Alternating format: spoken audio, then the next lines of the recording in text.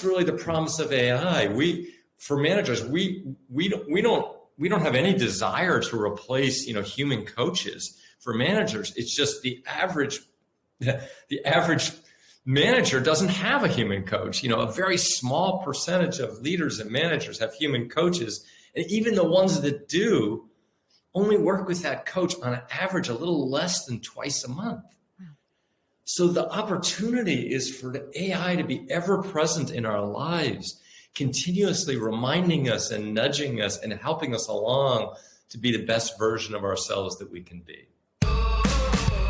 Hey everybody, I'm Laurie Brudeman, and this is Punk Rock HR.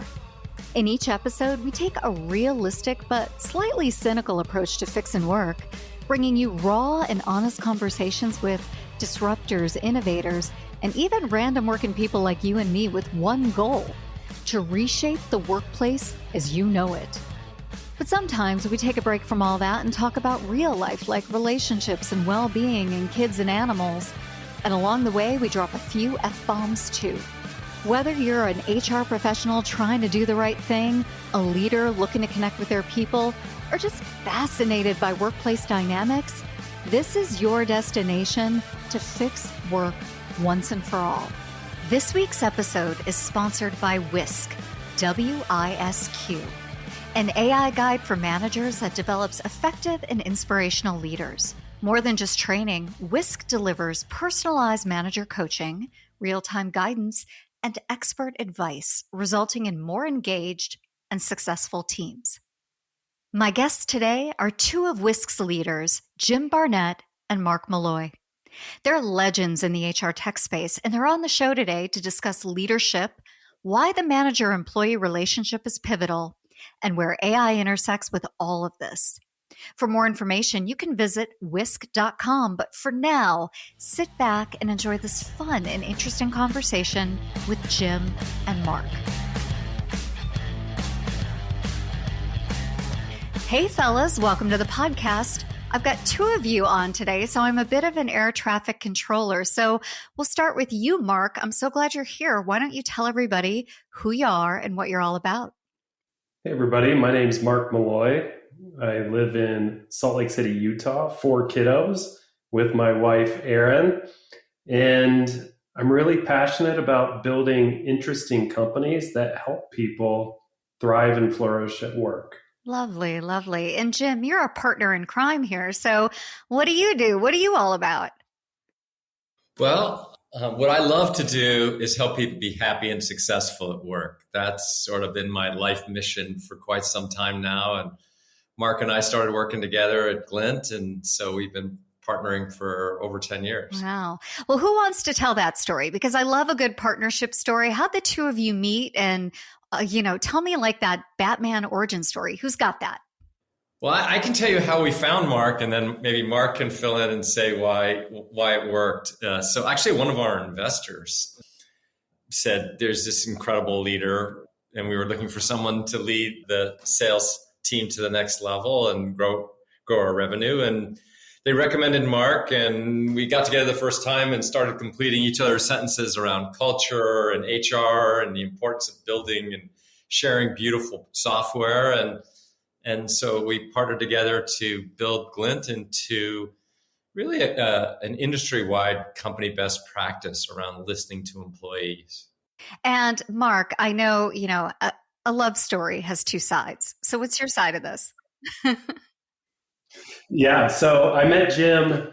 I was a customer of Glint when I was running revenue for a company called Instructure. And Instructure is the maker of the software platform Canvas that helps, students be successful in school, K-12 through higher ed. As a customer, we used to do a quarterly pulse, and we took it really, really seriously at Instructure.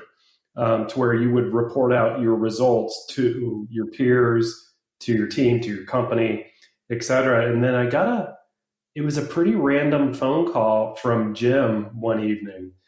He's like, gosh, sorry for calling out of the blue, but I just had dinner with Christina Shen and Byron Dieter over at Bessemer.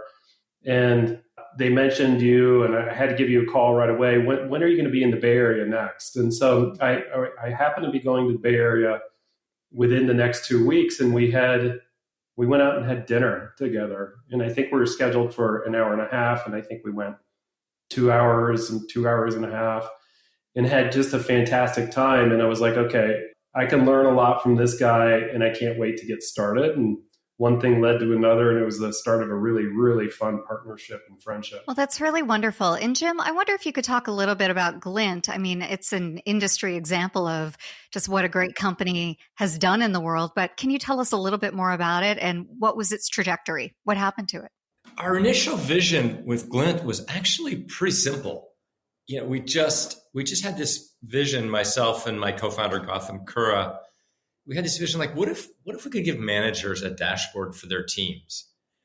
It's like CEOs and managers had dashboards for everything else, sales productivity, engineering productivity, marketing scoring, etc. But there's no everyone says people are the most important part of your organization, but they never really had dashboards for the health of their people. And I said, like, what if we could create a real-time dashboard for the health of your team? And that was really the beginning of Glint. And of course, we later discovered that there was an industry called employee engagement that we stumbled our way into. But at the time, it was pretty much do a long survey, and then a few weeks later, you're going to get a PDF emailed to the CHRO. And we said, well, that's crazy. If the people who actually drive engagement at a company are all the line managers throughout your organization and all the employees, let's actually give them the dashboards for their teams.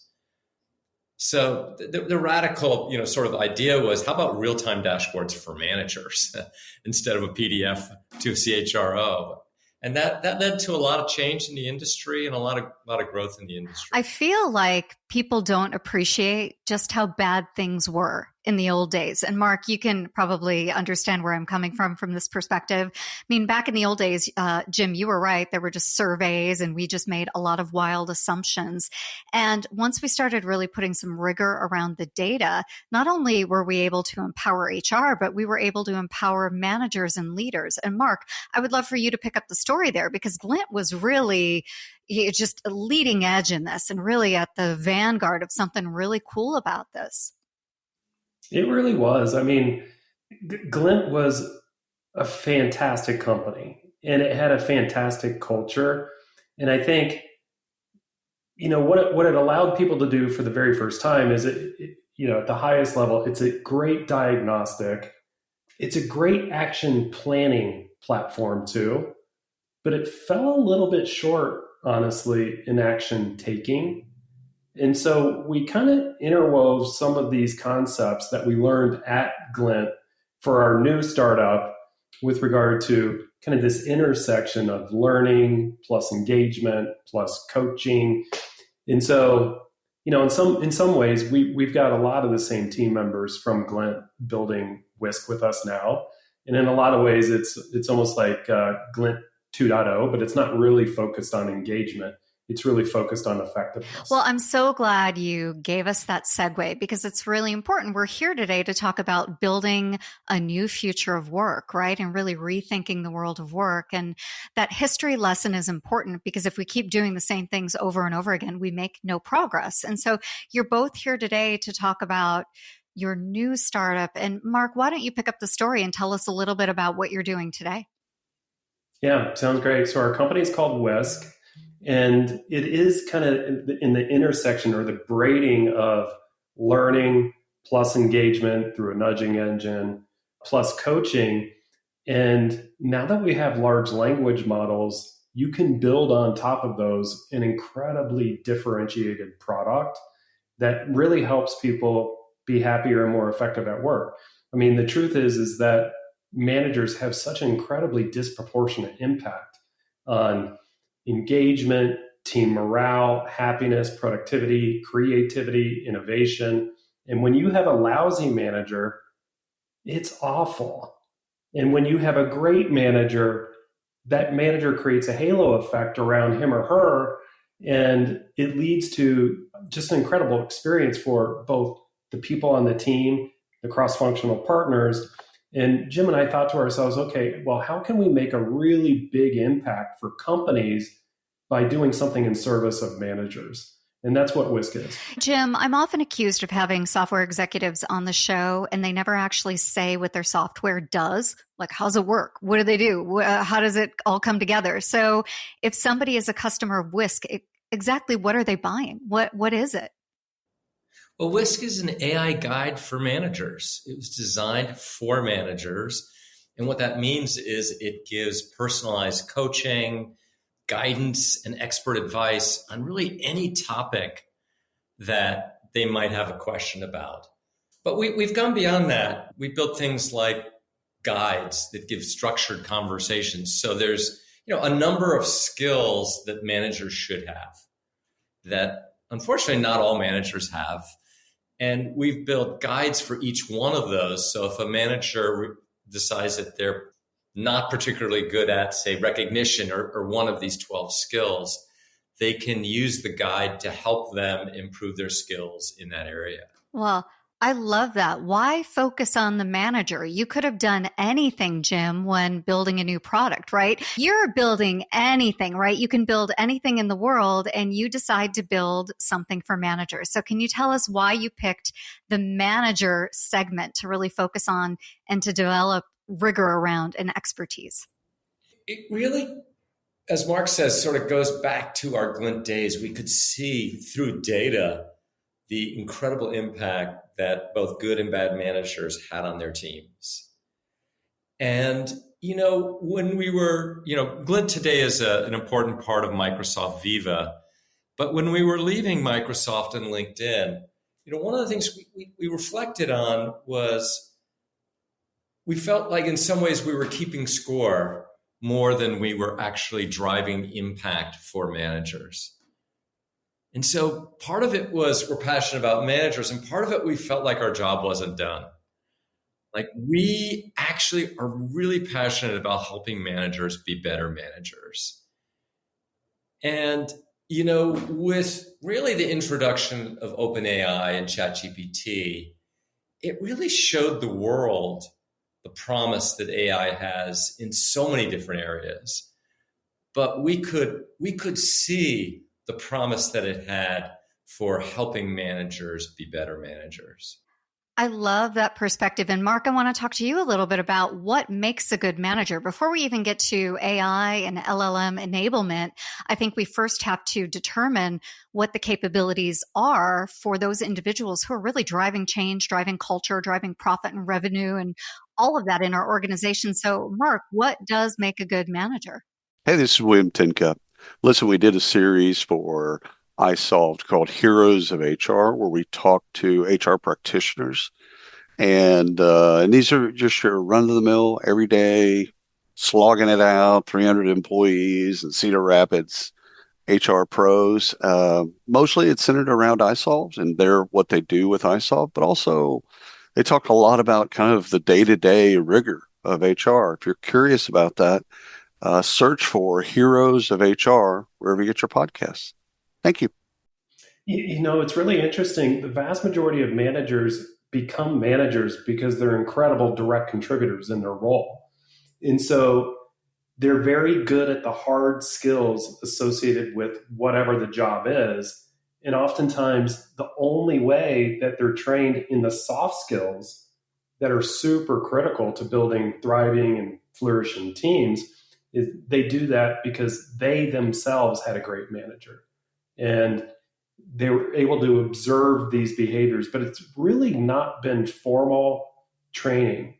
And it's tough to get this in the moment, in the flow of work, guidance and help to become really fantastic at the soft skills, which are the differentiating skills for the best managers in the world. So you'll hear things like the ability to build trust, authenticity, having compassion, empathy. I'm a huge believer in having a service-oriented bent in your personality because really your team is your customer as the manager. And when you view it like that, it really does unlock kind of this new gear in helping people thrive and flourish at work and helping them navigate their career paths. So I think it's a combination of these really critical soft skills that people just haven't had exposure to in formal training in or learning in. And, Wisq is going to change that. Well, I'm excited for that. And Jim, I saw you nodding your head, especially around that servant bent. So what are you so excited about? Well, that's sort of my thing back to happiness. There's been a lot of data around what leads to a happy life, but one of the things that can lead to a happy life is seeing your vocation or your life purpose as being in service of others. So that's probably why I was smiling. But I agree with what Marc said. And, for me, the best managers are really good leaders. They inspire the people they work with. And the second thing I would say is one of the hard things, especially for new managers, is finding the middle way. So there are some skills that they need to develop. Empowerment and empathy are two examples of important skills for managers. But if you're too empathic or you're completely hands off, you've gone too far. On the other hand, if you're a micromanager or you're not empathic, you won't be a good manager either. So one of the things that make good managers is they master the art of the middle way. I like that. And Marc, you're nodding your head to that. What do you have to say about that? I agree. The managers I have loved working with the most personally are very, very centered. They're not pushovers. They're not easy. They challenge you, but they make the journey super fun, super rewarding. You celebrate team success and you have a ton of fun doing it, but they do it in a kind of a calm, cool, collected, centered way. And that's where I personally thrive. As we're talking about manager training and manager development and really leadership training and leadership development, there is that old question of, are you born with it or can you develop it? And I wonder if either one of you have an opinion on it. Who wants to take this question? Born with it or can you learn it? I'm super passionate about this. So all right, Jim, it's yours. You can definitely learn this, right? I mean, there are certain people that are born with sort of leadership talent that they have with them. But these are the kinds of things that you can I'm a huge believer in the growth mindset. I wouldn't say anybody can be a good manager because some people just hate being a manager. It's just very stressful for them. But I would say that if you're committed to being a good manager, most people could be a good manager. Oh, I like that distinction that you made. If you're committed to it, if you're committed to the growth, if you're committed to the journey, you can pick it up. You can learn it. You can enable yourself to become more educated in that topic. That's a nice way to frame that.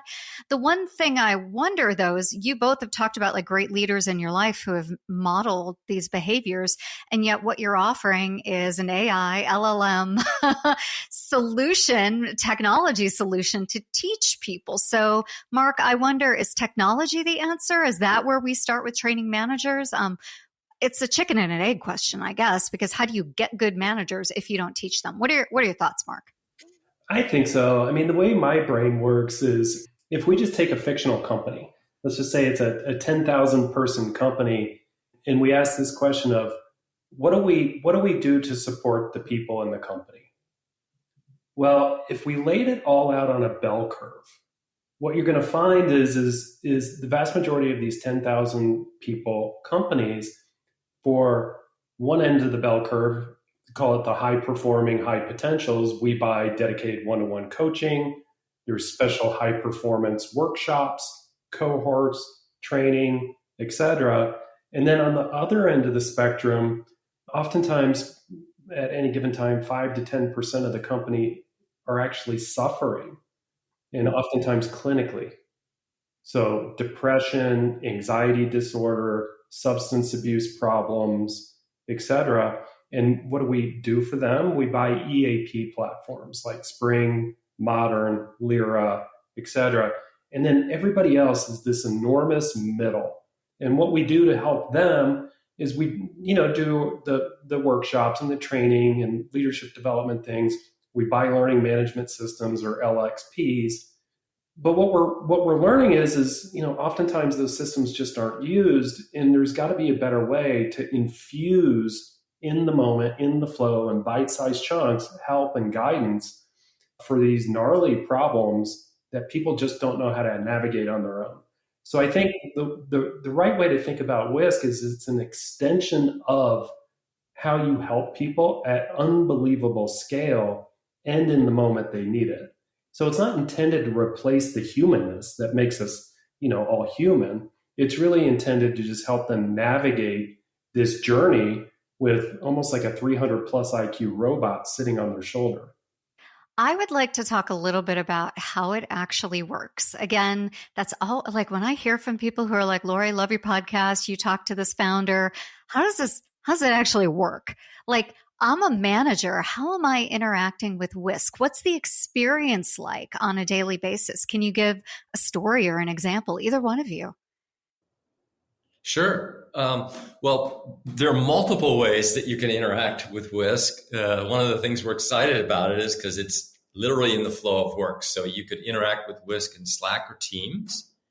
You could pick up your cell phone and interact through a mobile app. You can talk to Wisq, or you could type in at your desktop as well. And so what we find is that people ask Wisq a really wide range of questions. It could be everything from, I have a new hire and I'm not sure which designer to assign to this new hire. It could be about setting expectations. It could be about a conflict they have. Oh. It could be an issue they have with their manager. It could be an issue similar to, I notice that my manager regularly interrupts me in meetings, but I'm not sure how to give her or him that feedback. How might I do that? One of the most popular topics on Wisq for managers is having difficult conversations. Wow. I wonder what it is about technology that gives people the bravery to start to dig in on that. I don't know. Marc, what do you think about that? It's really interesting. There's a couple of studies done by the International Coaching Federation about using AI coaching and guiding versus human to human. And one of the things that really sticks out to me is that people are more truthful because they feel safer. They don't feel that they're judged. And so they can wrestle with these, sometimes embarrassing topics. Or even existential topics. Yeah. Sticky topics. And so it turns out that, when you're able to deliver the coaching construct or the coaching conversation in the moment when it's fresh for someone, as opposed to holding it, putting it on your agenda for your next conversation with your human coach or your human mentor, it unlocks this kind of new gear of playing around with AI, using it to kind of help you navigate your day, helping you get more creative, more productive. It turns out that people generally are very, very truthful with it. And as Jim mentioned, navigation of difficult conversations is one. And one that's coming up constantly is growing the careers of others too. Like just thinking about how do I help people navigate the path that I've already navigated? It's a pretty well-trodden path for me, but how do I do that in a templatized way for them? How do I, what's the right format? How do I standardize it? What are the correct ways to do this? And so it's pretty fascinating how quickly the platform is learning, and it's becoming pretty incredible for people. Wow, that's amazing. So tell me a little bit about your current customers and who this is a good fit for. Like who uses Wisq and who do you want to buy Wisq? Like who's your target customer? Our ideal customer right now is, we think it's kind of this lower end of mid-market. So, maybe 1,000 to 5,000 employee companies that are people-centric organizations. Oftentimes they'll be in technology, consulting, financial services, et cetera.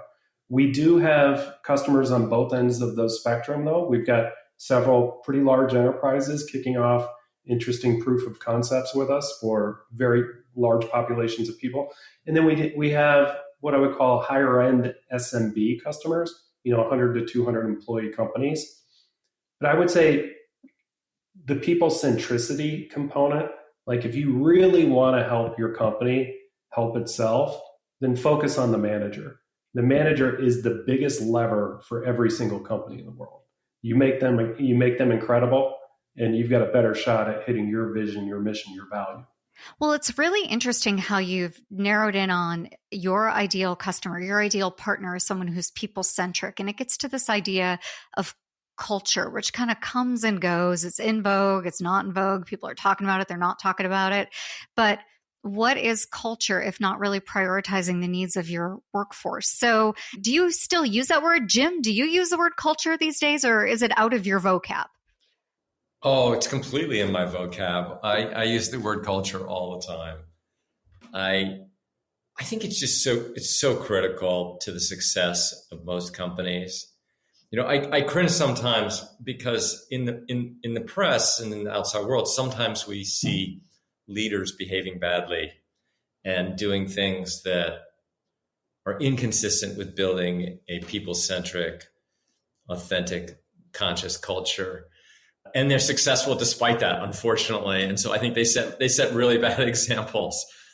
But the good news is we have plenty of positive examples as well of companies run by great leaders that are committed to their people and developing their people. And those are the ones that, we focus on and tend to be interested in the types of products that we create. Sure. I see you nodding your head, Marc. Any thoughts on that? What if I told you that your boss skydives, Tim in marketing is a magician, and Sam in accounting does sums in his head while standing on his hands? Seeing sides of the people you work with but never see, sides that inform and inspire their work and that can inspire yours, is what The Talent Show is all about. Email me, Tom Alexander, host of The Talent Show, at talentshow@backboneinc.com and show us what you got. I look forward to seeing you on The Talent Show. Yeah, I mean, I couldn't agree more. Like, we have some of these examples of what we would call a hard-nosed culture. I'm here to hold you accountable, and that's my job. And in some of those companies, very few, albeit, are successful. But it doesn't sound fun to me. And, life is about enjoying this journey. And for me personally, doing things with people you love doing things with, like building companies and helping people thrive, is super fun and it's super rewarding. And I wouldn't have it any other way. I wouldn't want to be like autocratic, dictatorial, charge, take the next hill. My job is to manage your energy and hold you accountable. No, my job is to build a bridge between your individual reason for doing this and the company reason. And that bridge is really what purpose is all about. And I enjoy doing it. Well, as we start to wrap up the conversation, we can't leave without really addressing AI and where things are going right now. I mean, we're at a very pivotal point. I mean, there's announcements about AI every single day, the development of platforms, layoffs, right? Thoughts from CEOs, thoughts from world leaders. It's just a crazy world. But when it comes to enabling managers, I know you both have a POV. So where is this all going? I know you're both very bullish on where this is going. Maybe Jim, share your thoughts on where you see that intersection of AI and managers headed. Yeah. Well, I think when I think about it, there's really two profound areas that AI is going to impact the life of managers. One is in terms of productivity and the ability to just accomplish a great deal more. So it's helping managers do their jobs as well as helping employees do their jobs. So that's probably the most obvious one that people talk about more frequently. We're really more focused on helping managers be better at doing their jobs. As Marc talked about, the soft skills, we're building more of what you might think of like a management operating system to help managers execute better on their job and grow and learn. And that's really the promise of AI. We talked a little bit earlier about whether, sort of management is a born or a learned skill. And I think the challenge historically has been that either managers get no training or they go off to a week of training and now we expect them to be managers. But the analogy I like to compare that to, that's sort of like looking at professional athletes and expecting them to go to tennis camp or basketball camp for a summer and come back and win the US Open or the NBA Finals, right? The truth is that they have a team of coaches that they work with continuously throughout their careers to achieve excellence. And I think that's really the promise of AI. For managers, we don't have any desire to replace, human coaches. For managers, it's just the average manager doesn't have a human coach. A very small percentage of leaders and managers have human coaches. And even the ones that do only work with that coach on an average a little less than twice a month. So the opportunity is for the AI to be ever present in our lives, continuously reminding us and nudging us and helping us along to be the best version of ourselves that we can be. Really well said. Marc, what are your thoughts on this moment of convergence that we're having around the world of AI in business? I think we have an incredible decade ahead of us. It's going to be absolutely fascinating to see how this all unfurls. Just to build off of what Jim mentioned, I think it's going to usher in a new era of productivity. I think it's going to help humans get more creative, more innovative. It's going to save us time. It's going to help us see things that we might not otherwise see. Our strengths, our weaknesses help us better understand ourselves.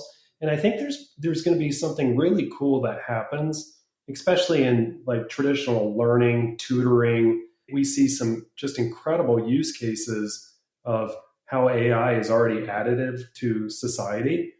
And I think what we're seeing is we kind of have this concept of, there's pilots and passengers right now. If you're in the pilot seat, you're experimenting with it, you're learning, you're having fun, you don't view it as scary. And if you're kind of in this passenger seat, you're a little worried about it. You're worried, how is this going to impact my job? But I'm not going to experiment and play. And there's going to be two really different population types between those two distinctions. And, I would say the vast majority of the CHROs I talk with are really in the R&D mindset right now. They're thinking of them and their cultures and their people. Like, my job is to do research, development, learn about how we might use AI to be more effective in our company and help our people. And, it's just fascinating time to be in this business.